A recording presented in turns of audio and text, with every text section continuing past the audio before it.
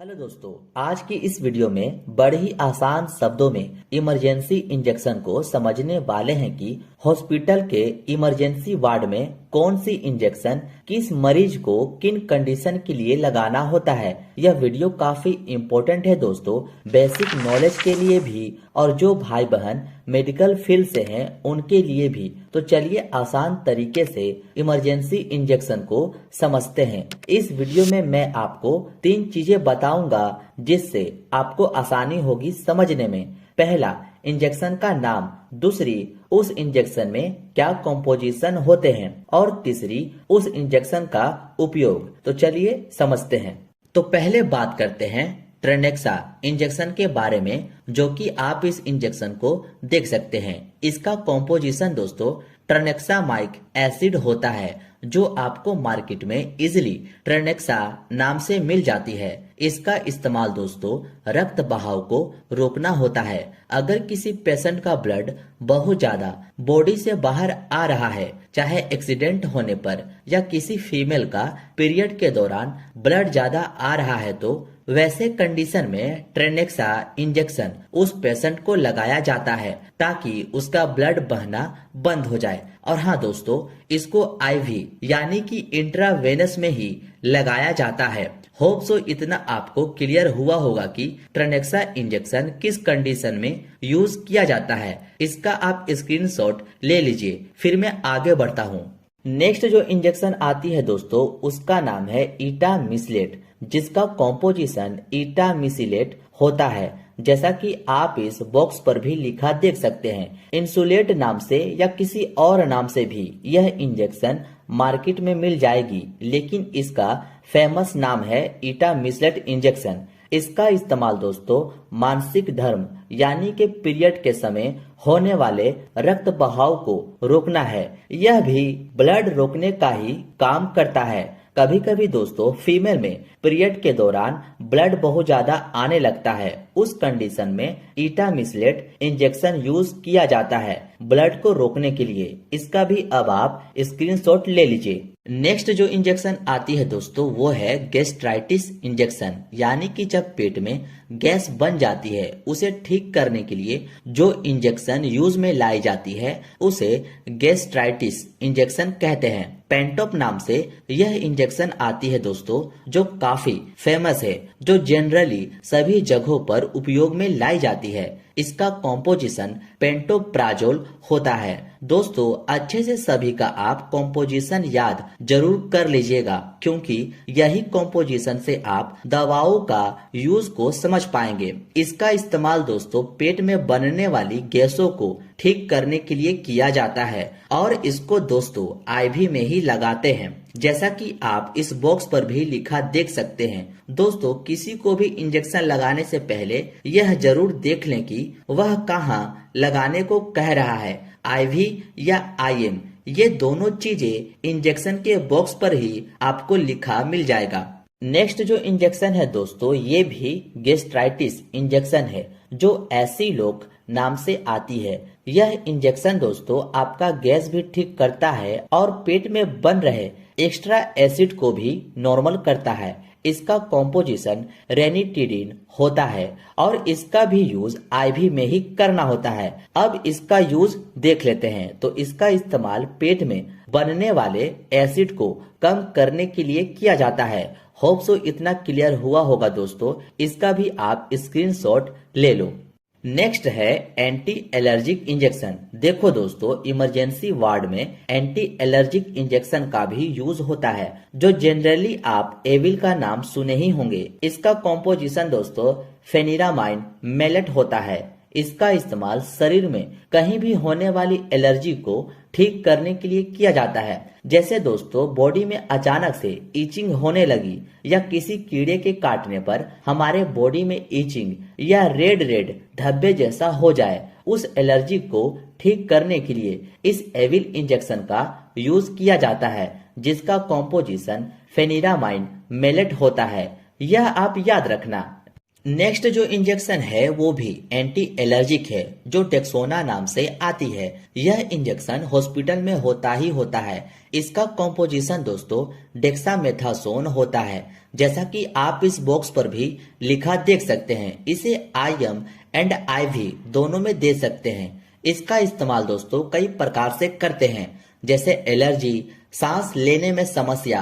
किसी भी व्यक्ति को दोस्तों अचानक से सांस लेने में दिक्कत होने लगती है तो यह डेक्सोना काफी इम्पोर्टेंट रोल निभाता है इस प्रॉब्लम को तुरंत ठीक करने में। अर्थराइटिस में भी इसका यूज किया जाता है। अब इसका भी आप स्क्रीनशॉट ले लो।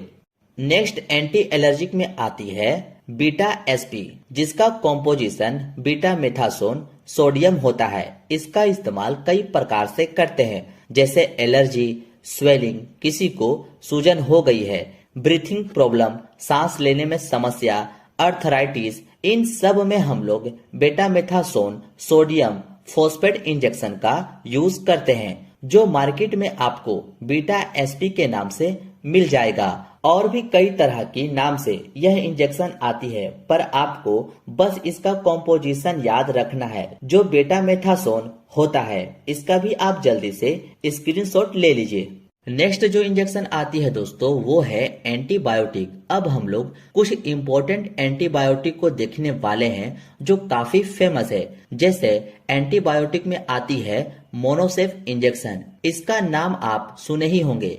इसका कॉम्पोजिशन दोस्तों सेफ्ट्रियाजोन सोडियम होता है। यह मोनोसेफ का कंटेंट होता है। यह काफी इम्पोर्टेंट एंटीबायोटिक होता है दोस्तों। अब जानते हैं इसका उपयोग कहाँ कहाँ करते हैं। तो इसका इस्तेमाल टाइफाइड फीवर में मेनली करते हैं। जिस व्यक्ति को अगर टाइफाइड हुआ है तो यह इंजेक्शन डॉक्टर लिखते ही लिखते हैं। मेनिंजाइटी में भी यूज करते हैं, लंग्स इन्फेक्शन में भी यूज करते हैं, यूरिन इन्फेक्शन में भी इसका उपयोग किया जाता है। इस एंटीबायोटिक इंजेक्शन का ये सब कंडीशन में हम लोग यूज करते हैं, जो मोनोसेफ नाम से आती है। इसको IV एंड IM दोनों में लगा सकते हैं। उम्मीद है इतना आप समझ गए होंगे कि मोनोसेफ किस कंडीशन में यूज होता है। अब आप इसका भी स्क्रीनशॉट ले लीजिए। नेक्स्ट जो एंटीबायोटिक है दोस्तों वो है जेंटामाइसिन इंजेक्शन, जिसका कॉम्पोजिशन जेंटामाइसिन सल्फेट होता है, जो इस तरह की आती है। इसका इस्तेमाल बोन इन्फेक्शन यानी कि हड्डियों में संक्रमण में करते हैं, हार्ट इन्फेक्शन में करते हैं, निमोनिया में करते हैं, जेनाइटल इन्फेक्शन में भी इसका इस्तेमाल करते हैं। जेनाइटल इन्फेक्शन यानी कि दोस्तों किसी फीमेल के यूट्रस में इन्फेक्शन हो गया है या ओवरी में इन्फेक्शन हो गया हो, इस तरह की एरिया में इन्फेक्शन होने को जेनाइटल इन्फेक्शन कहते हैं। इसी सब के बचाव में जेंटामाइसिन इंजेक्शन का यूज किया जाता है। इसको IV और IM दोनों में लगा सकते हैं, बट दोस्तों मेरी मानिए तो इसको IV में ही दे, क्योंकि जितने भी एंटीबायोटिक इंजेक्शन आते हैं उसे इंट्रावेनस में ही देना सही होता है। अब जल्दी से इसका भी आप स्क्रीनशॉट ले लो।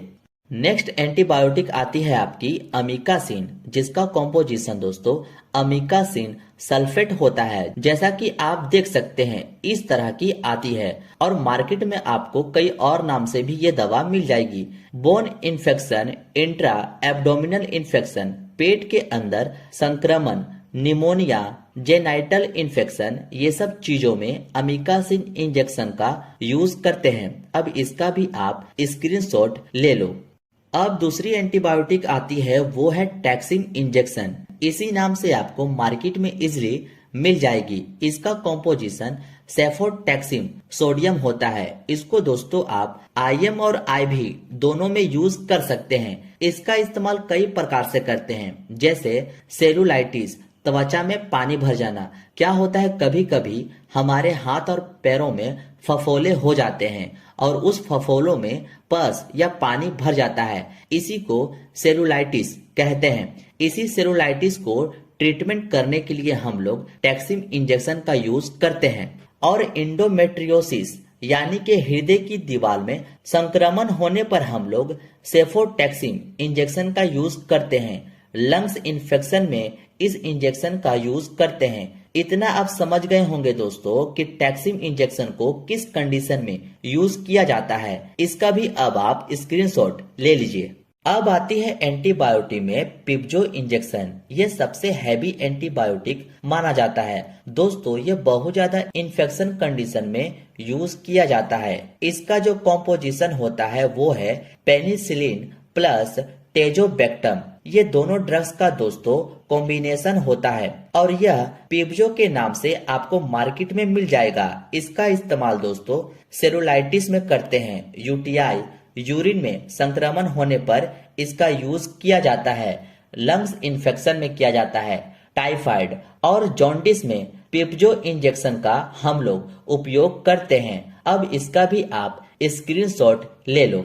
नेक्स्ट जो एंटीबायोटिक आती है आपकी वो है क्लेवम इंजेक्शन, जिसका कॉम्पोजिशन एमोक्सिसिलिन होता है जो 1.2 ग्राम में आती है। इसका इस्तेमाल कई प्रकार से करते हैं, जैसे ईयर इन्फेक्शन, कान में संक्रमण, माउथ इन्फेक्शन, मुंह में संक्रमण, लंग्स इन्फेक्शन, फेफड़ों में संक्रमण, टाइफाइड फीवर में भी इसका इस्तेमाल हम लोग करते हैं और इसको दोस्तों इंट्रावेनस में लगाते हैं।